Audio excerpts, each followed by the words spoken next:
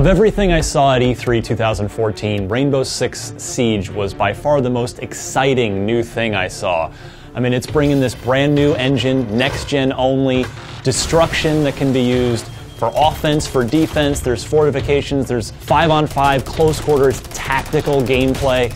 This is something that the first-person shooter, particularly the multiplayer first-person shooter genre, has been missing for quite some time. After years and years and years of wondering what was happening with Rainbow Six Patriots, which was this very big, grandiose, single-player, scripted story kind of game, Rainbow Six Siege is a lot more focused. It reins it in, it dials it down, and it focuses on multiplayer, this 5v5 combat that is really slow, really tense, and has this incredible payoff.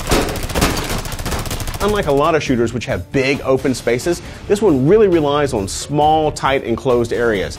It's intense, you never know what's around that other corner, and every single bullet could mean death. The Call of Duties, the Halos, the Battlefields, even the Evolves are all about big open spaces and just vast ground to cover. Rainbow Six is getting back to a house, to a 5-on-5, 10 people crammed into a really, really tight area, and that just ratchets up the intensity and the thrill. So as Rainbow Six, you have 5 guys with drones infiltrating an area, observing what their enemies are doing, figuring out the best plan of attack, and then going in and making it happen.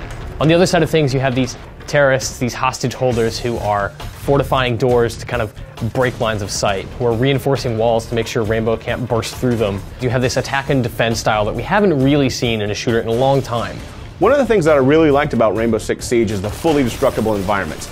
Now, when I was playing it, I was actually surprised to learn that it wasn't only an offensive tactic that you can use. Not only do you blow through walls and trying to get your opponents, but you can also use it very defensively as you create an opening in the wall, and you can use it to look out, over your enemies and be able to actually spot them early before they see you. The big example that they showed in the demo and that we got to try for ourselves was planting the Semtex on the floor and actually blowing a hole in the floor, dropping in, grabbing the hostage, shooting some guys, and then getting out. But of course, you can just make new doors in the walls.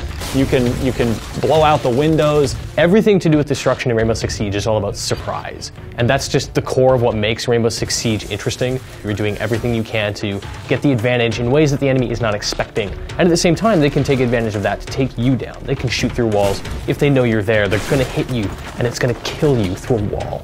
To me, Rainbow Six Siege was IGN's game of the show because it was something that totally surprised us, something that stays true to the values of the original, and also something that I wasn't expecting to see in such a great playable state. When we saw it at the press conference at Ubisoft, I was thinking there's no way this is going to be playable, but then even a few hours later, we actually got our hands on it, and it was so fun. It really looks like it's going to live up to the quality that they showed at the press conference. Rainbow Six Siege is IGN's game of the show because it is reinvigorating for a genre. Every year at E3 we see Battlefield and we see Call of Duty, and both of those games look incredible this year. They're doing really interesting new things for those franchises, and so is Rainbow Six, and it stands out above them because it has this incredible team dynamic and this really creative destruction that plays into a very, very cooperative game and creates an overall experience that isn't like a lot of other games we've ever seen. It's the game that I wanted to keep going back and seeing and playing again and again. I went back a couple of times, kept playing the game, and all I can think about is playing more of that game now that E3 is over.